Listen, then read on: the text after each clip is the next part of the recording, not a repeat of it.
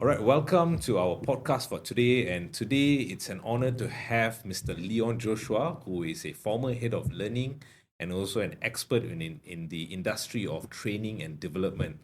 Mr. Joshua, I'd like you to introduce yourself in more details. Uh, so my name is Leon. Thank you for having me, Alvin. Most welcome. Thank you for joining us. I've been with the in the training and development industry for almost 28 years. For the past 15 plus years, almost 20 years, I've been with various MNCs and also a lot of companies and two companies under banking and financial services. So that's a little bit about myself.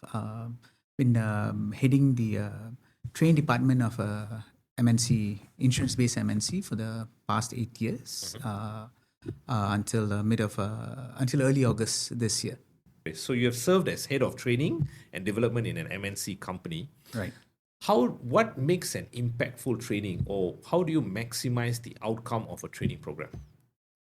Okay, so this is my point of view. I like to start with that caveat. And for me, when as a head of training, or even as a trainer, or even as a participant, when I look at a training that is being delivered, right, I think one of the first things we from the training department we look at is that a training, if you want it to be impactful, then the first question is whether it's delivering the expected outcome. Right at the very beginning, we've got this whole expected outcome, what we want the training to Correct.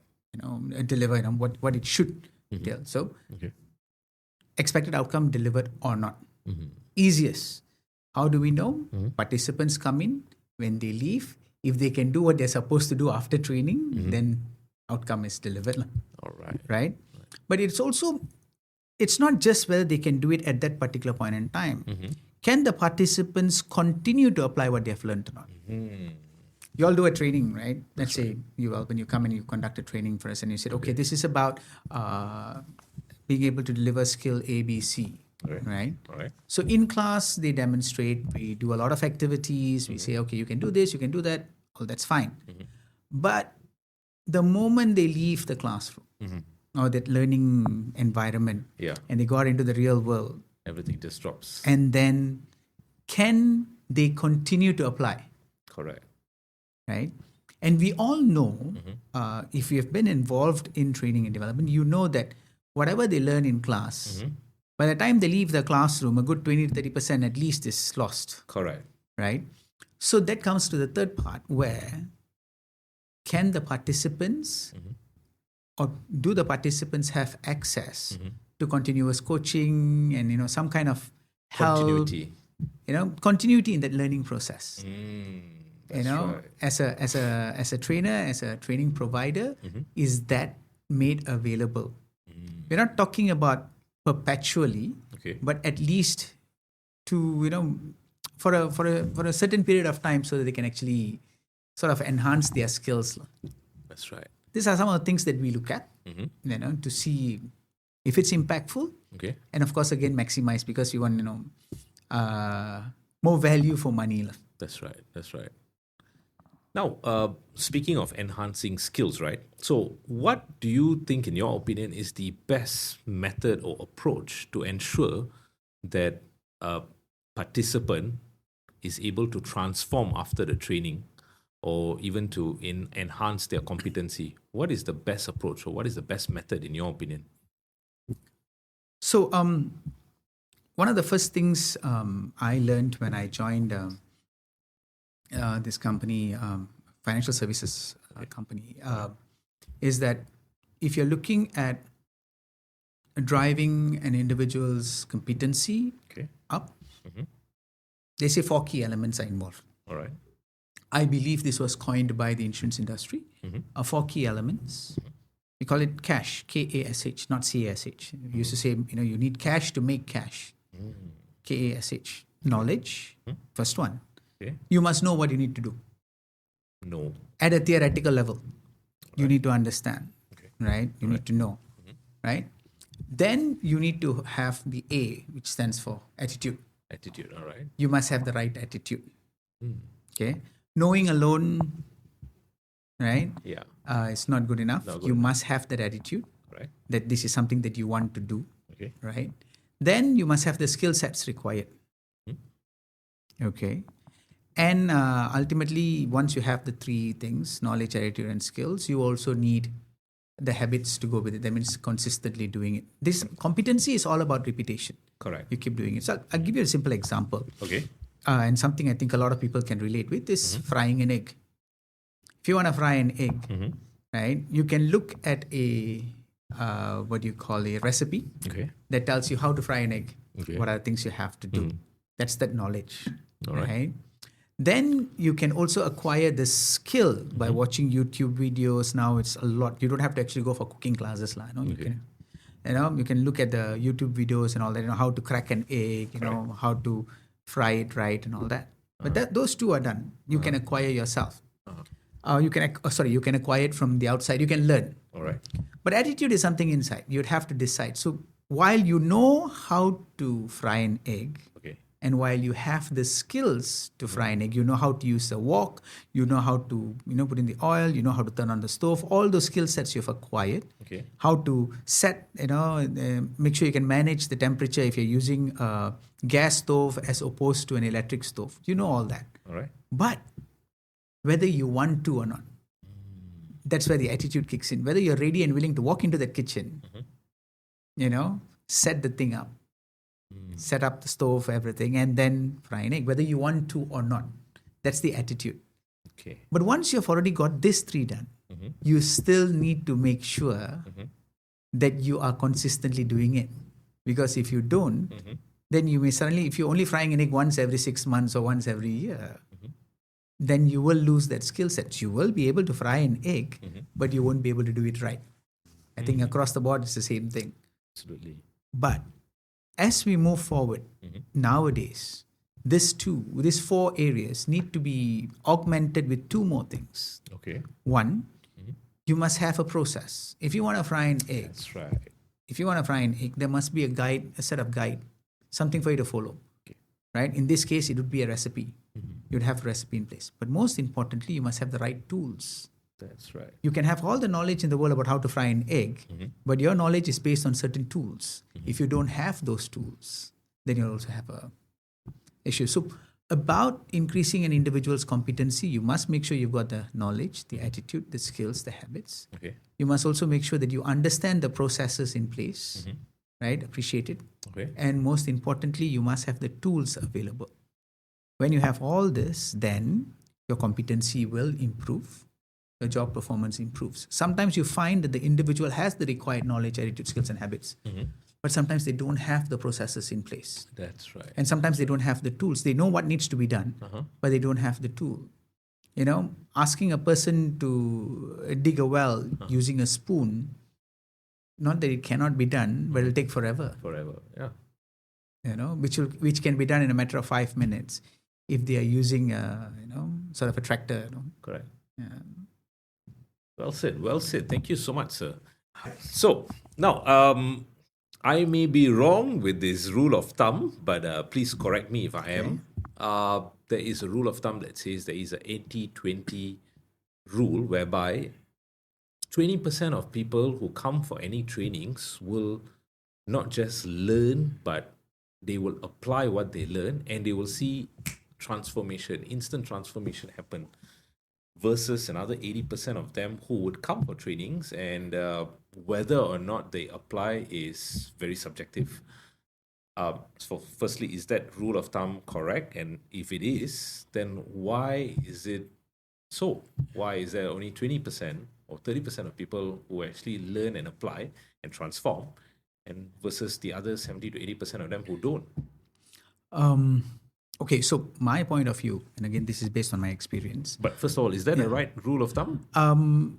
There are certain... or is there another rule that I heard No, was the 70, 20, 10? The 80% rule that you are talking about is 80% of the results come from 20% Of work. of people. Of people. Okay. Of the people, right? But what I'm looking at is that I look at it more as like what you said earlier, 20, 70, 10. 20, 70, 10. Okay. That's based on my experience of dealing with a lot So of maybe you'd like to share with the audience what is the 20-70-10 Yeah. breakdown? so the 20. So let's say 10 people attend a training, Okay. right? Right. 20% will immediately take, they'll immediately apply. Okay.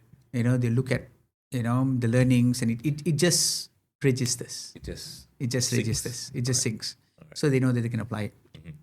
Then you'll have that one person in the room. They'll be there for the sake of being there, Okay. for That's whatever the reason 10%. it is, lah. All right. That's the Right? 10%. They'll be lah. there. Okay. They'll be there in body, but they're not there in spirit. And they're not there. And it could be for whatever reason. Something could be going on with them. They could be there just to tick a box, whatever the reason it is. Right? So 1%. I could be again. I'm not saying this happens all the time. I'm just telling you that I've seen it happen enough times. Yes. Right? Then there's that middle group, The 70. the 70%. Now, 7 of them.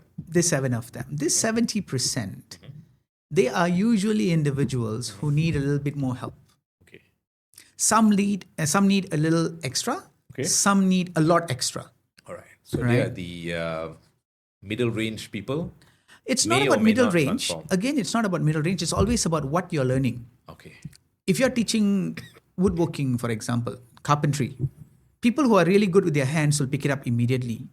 Some people not. I think there is this saying that you cannot measure intelligence by asking a fish to climb a tree, That's right. right? So it's about what's being taught Okay. and the applicability to that individual.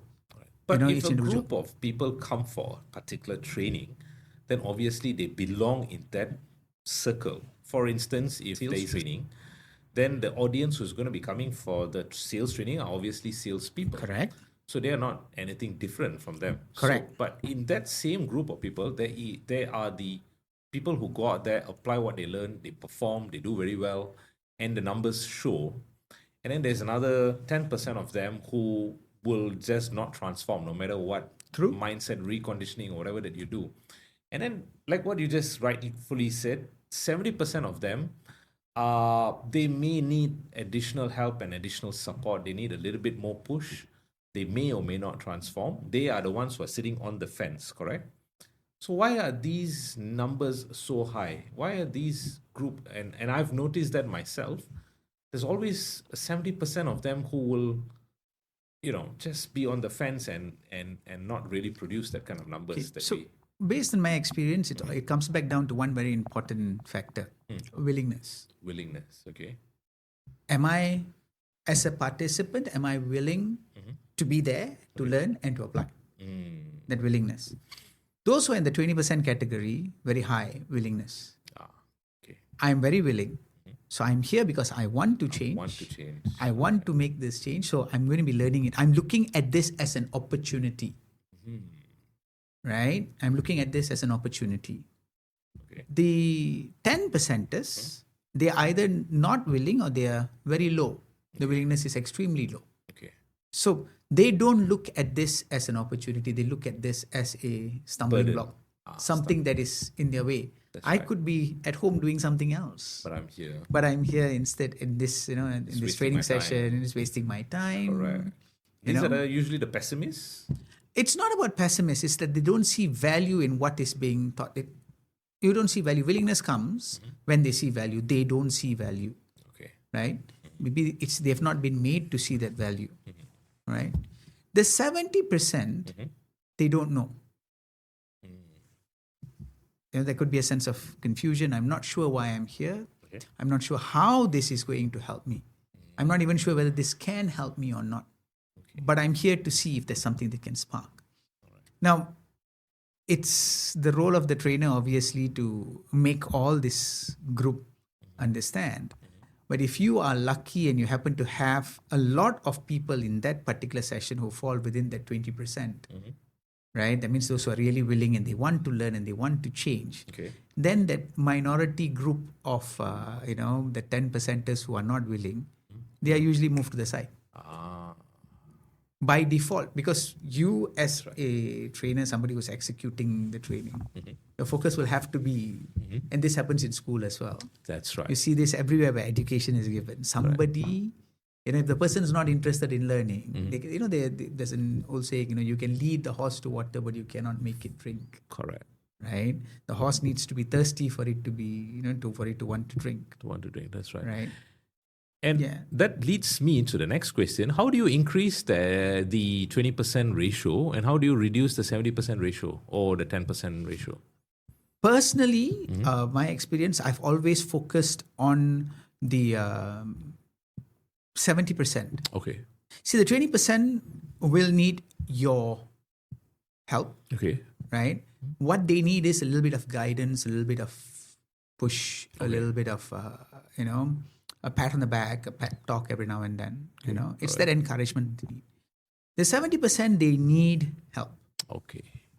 How much help? And that's where a lot of conversations, so coaching comes in, right? Sitting down, having conversations, taking time. It's going to be a slow process. All right. And if you are part of the team that's going to be doing that kind of work, you cannot expect instantaneous results. I'm not saying these guys cannot perform. I am saying that they will need to find that, that push, that spark. That spark. They need to find that that willingness, that drive himself. They need to be thirsty. They need to be thirsty, and it is the role of the coach or the trainer who's guiding who's hand guiding them to create that thirst or that spark. Or to find what can cause that. What or why? What or why? For some it's what, for some it's why. You'll have to figure that out. All right. The how is what you would do. But the what or why is for you to help them discover. That's different right. people, different whats, different whys. That's right. The 10%, usually, my personal point of view, when I used to do the training, productivity trainings and whatnot, they will be there. We do keep them encouraged. We reach out to these people. We don't discard them. We don't discontinue help. We don't write them off. But we do not give them too much focus and energy. We do what we need to do. Okay. I'm sorry to say this, but we do what we need to do. Because at the end of the day, there have been cases, even with me, there have been cases where these 10%ers actually end up being top producers. Wow. Right? From bottom to top. Straight to top. Yes. But again, it's that willingness. The willingness. And it's something flips.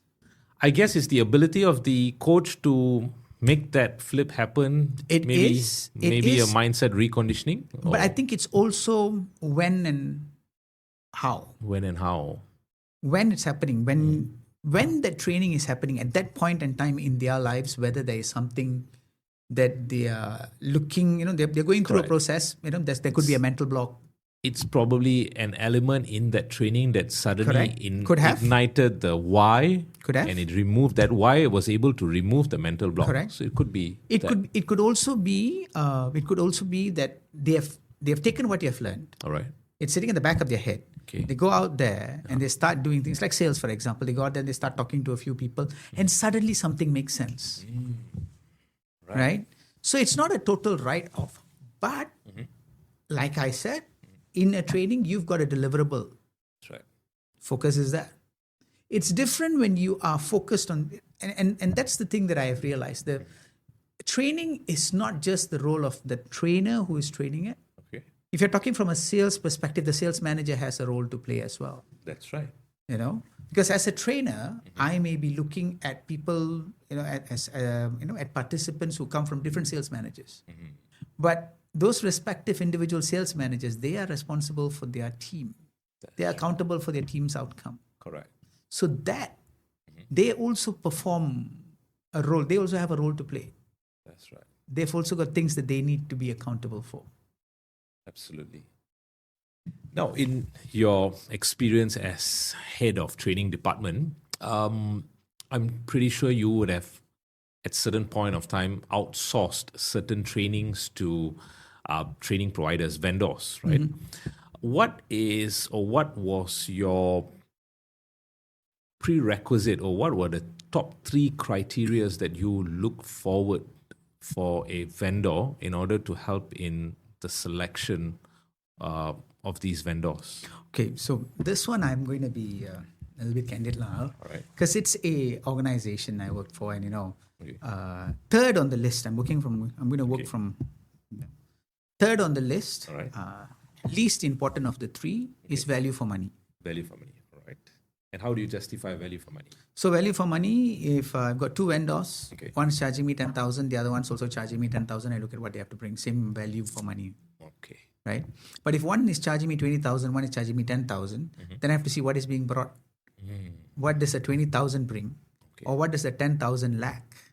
Sometimes it's not about what you give, it's also about what you don't give. All right.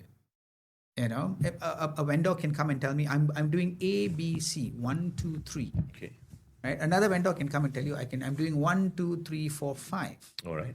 This vendor who's doing only 1, 2, 3, vendor A, is charging me 10,000. Vendor B is charging me 20,000. Then the question I have to ask myself is that, is the two extra items worth then? Or is it a necessity? Is it a necessity? That extra, right? Or the 10,000, can we do with just that? Got it. Right? But this is the least. In fact, this is the last thing I would look at, or rather, I did look at. What I do look at first and foremost is what they bring to the table. Okay. This is number one. This is number one. What they bring to the table. Okay. What are the concepts that you have? What is it that you want to bring? If you talk about sales training, if you talk about leadership training, what do you bring to the table? Okay. Right? It's not just about what you bring to the table, because there's a lot of trainers out there and they've got a lot of beautiful, fun, wonderful content. All right. Very fantastic, very strong content. But what you'd have to ask, what we, or rather me, sitting at that chair, what I would always ask myself, me and my team, what we ask ourselves is this suitable for the people that we have? Right. It's like taking a Michelin chef and asking the person to cook at a mama stall. He's got all the skill sets in the world, right? But he may not be able to make a decent plate of mama mee goreng. So I think it's about the suitability, whether it's suitable or not. This person can be charging and very highly recommended. Okay. But if I were to bring, and I've worked with organizations where we have brought in speakers. Okay. International speakers come in Okay. at our sales conventions, and at the end of the day, when we ask our participants who attended the convention, hey, so what happened? How, what were some of the key learning points? They said, I don't understand. The Guaylo was speaking in one, slang. I also don't know what he said. So you've got, right? So is the concept suitable or not? And what kind of learning outcomes and deliverables are we looking at? I have certain gaps. Okay. I need those gaps filled. If you are offering me something that fills the gaps, then well and good. But if you're offering me so many other things, but out of the 5 gaps, only 3 are filled, I still leave 2 gaps open. Although you're giving me a lot of value for money, it doesn't make sense. But I'll have to actually pause you in between to ask you this. If you're looking at just the modules that were given by the vendors, and you will decide whether these modules or these offerings, solutions may or may not fill the gap, how are you able to assess that, or how are you able to ascertain that? Because it's not just the modules, it's also the delivery, the style. Correct. And that's the second thing you look at, the how. Okay, sorry, I shot your it's okay. answer. No worries. So the question then becomes, how do they plan to achieve what they've promised? Okay. So vendors will come in. You see, again, training is a service. Okay. It's not a product. That's right. You won't know the outcome of that particular training module until it's been taught. Absolutely. And then you value it. It's different, Correct. If you were to buy a mug, for example, you can see, you can hold, you can feel, whatever, Okay. You know exactly, okay, it's going to be printed this way, it's going to be in white, it's going to have logo, whatever. Okay. But if you Yeah. Ask me to evaluate training, I cannot You evaluate can't this way. because it's very subjective Correct. It's very subjective. So, and that again, and it's not tangible. correct. And that again is where the role of the training department, the head of training, the different trainers involved. Because here's the thing about in-house trainers, people or in-house HR, they know their people, Okay. or they should know their people. And that's where they would then evaluate the training offered by the trainers, All right. to see if they're right match. We're not saying the trainers are not good. We are just saying that sometimes it may be a mismatch. So the how is the second thing that we look at. So we look at the what, Okay. what's being offered, then we look at the how, right? After that comes the value for money. Because if the what and the how really good, really strong, Okay. we will find a way to make it happen, That's right. right? If we really cannot, we will then speak to the vendor and say, hey, do us a favor. This is how much we can, can you? But don't you feel that sometimes vendors tend to oversell themselves in terms of what they can offer? But fundamentally, what really is important is actually for you as the decision maker to look at their past track record, past performances, validate those past performances. True. So if they were to give you testimonies of their past performances, and if you validate that, don't you think that should be the ultimate benchmark? It plays a role. Okay. It plays a role. However, it may not be, at least in my case, it was never the ultimate deciding factor. Why It is that? enhanced. Okay, for me, it's because we've got a lot of trainers out there, Okay. right, who got something new, Okay. All right. something that is unique, something that is, a learning process, an activity, a game.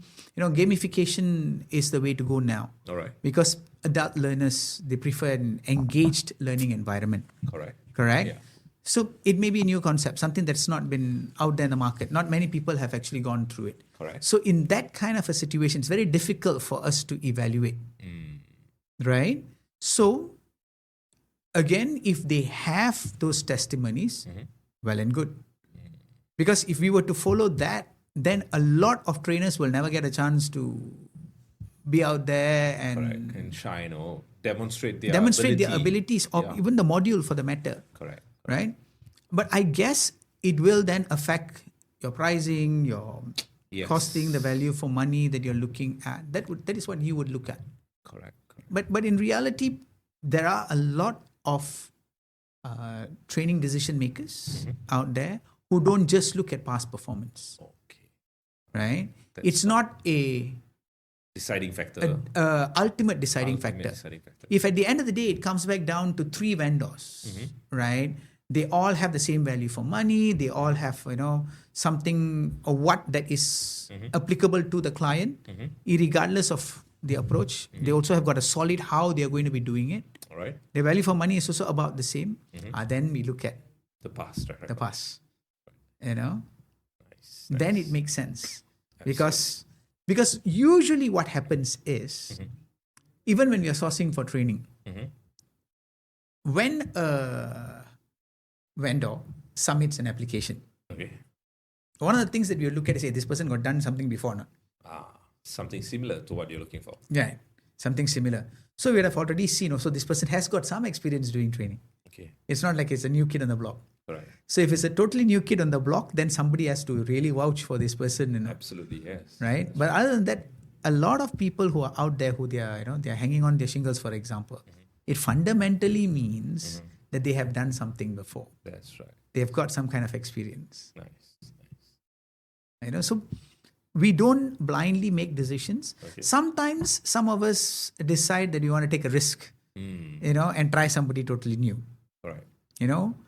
It can be various factors. It could be because we're looking for something, to be truthfully, honest and truthful, it could be because you're looking for something that is affordable, right? We needed something.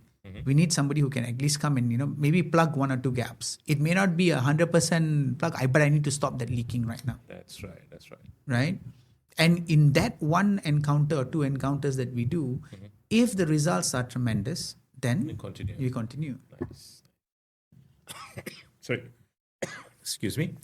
Right. So, what would the final question that I have for you is what would your advice be for our listeners out there today, Okay. especially those who are in the same position as you were, making a decision to select a training vendor? What would your one advice be to them? Okay, so I would look at these are things that I looked at when I was selecting vendors. Okay. Number one, right fit. Okay. Would this vendor be a right fit for my participants? So if you are a HR practitioner, HR personnel within the organization, you're looking for your organization, would this vendor be able to, jive with your organizational culture, your, what you want to achieve, Okay. right? All those things comes into play, right? Is this person a right fit? There could be a lot of things, factors for you to take into account. A right fit could be as simple as values aligned.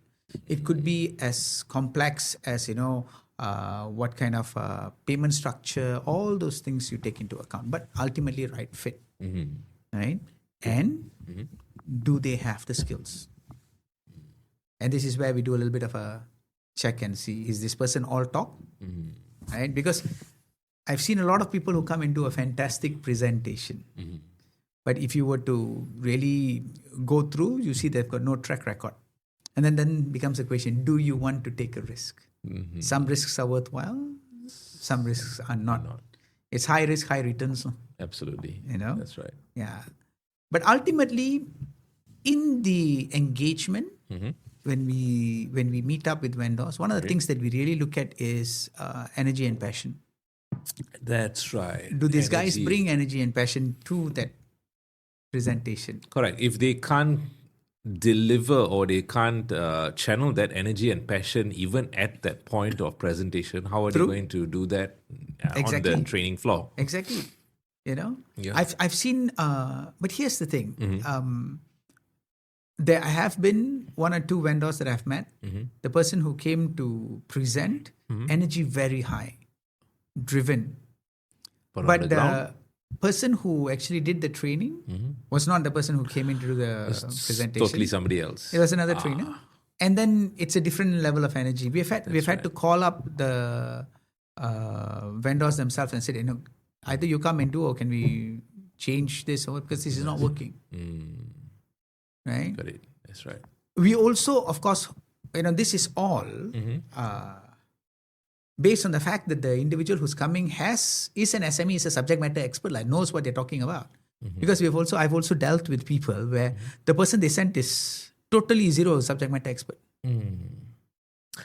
Now, you see, speaking of energy and passion, now, if I were to pitch to a client during presentation, you may be able to feel my passion, but my energy may not be, I will not be able to demonstrate my energy as how I'm going to be on the floor. So you won't be able to assess my energy at that point of time, because at that point of time, I may be calm and composed. So, Agreed. How do you... See, when I say energy, right, I'm not talking about you standing on a chair and doing monkey all the rah-rah rolls and things. rah-rah things. No.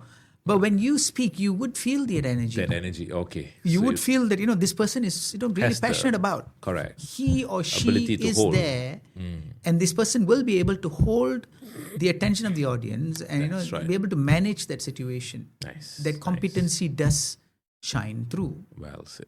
right?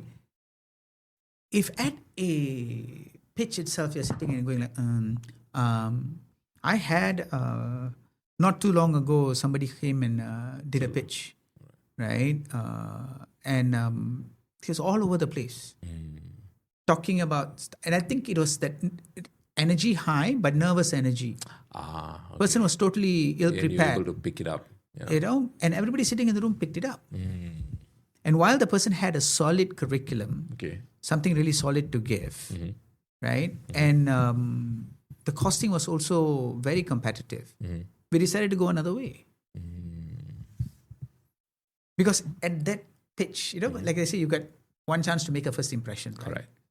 At that pitch, the impression we got is that this person Is not cut for it. is not going to be able to do what needs to be done. Justice. That's right. That's right. So in that situation, we you'll have to make it's at the end of the day, I have to ask myself, am I ready to risk, Correct. Your executive decision. yeah, a few thousand ringgit Yeah. to hire this person, Correct. and it may not go the way we can already see that the likelihood of it failing is higher than the likelihood of it Correct. And succeeding. you as a decision maker, you are accountable Correct. for it. So yeah. There are things that we will have to definitely take into account. Nice. As a vendor, we expect you to be number one subject matter expert. You need to have the subject matter expert. Your energy and your passion shines through in your confidence. Correct. When you speak with that level of authority and confidence, then we got no doubt. That's right. It's like you take a car to a mechanic, and the mechanic takes one look, listens to that one sound and says, you know what? There's a problem with this. And when he digs deeper, and if pop, that's and he the can right get it one. fixed. He knows. Correct. Right? He only has to do it once or twice with you. The next time, you're not going to be standing there because the person knows his job. Absolutely. He's not going to shortchange you in any way, whatever.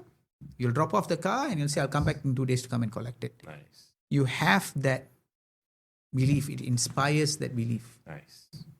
Right? But if at the first thing itself, there's this story that I was told, one of the first things that a mechanic needs to learn is how to shake his head. When somebody brings the car in, the mechanic is supposed to be able to look at the car and go like, why?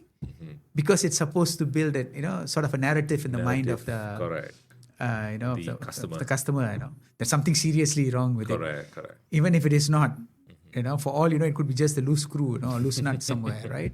So that skill set, are you able to speak with that confidence, that passion, that energy? That's right. That tells us without saying much that, you know what, I can do this. That's right. It's whether you can afford to pay me or not. And then we make the decision of whether we want to pay you or not. That's right. All right. So I guess we've come to the end of our podcast. And thank you so much for your time, Mr. Leon Joshua. Thank you very much, Mr. Alban, for having me. Most welcome. It's such a great honor to have you here. It was my honor being here. Thank you once again, listeners. Thank you for listening in. And stay tuned for more podcasts with more interviews coming up real soon.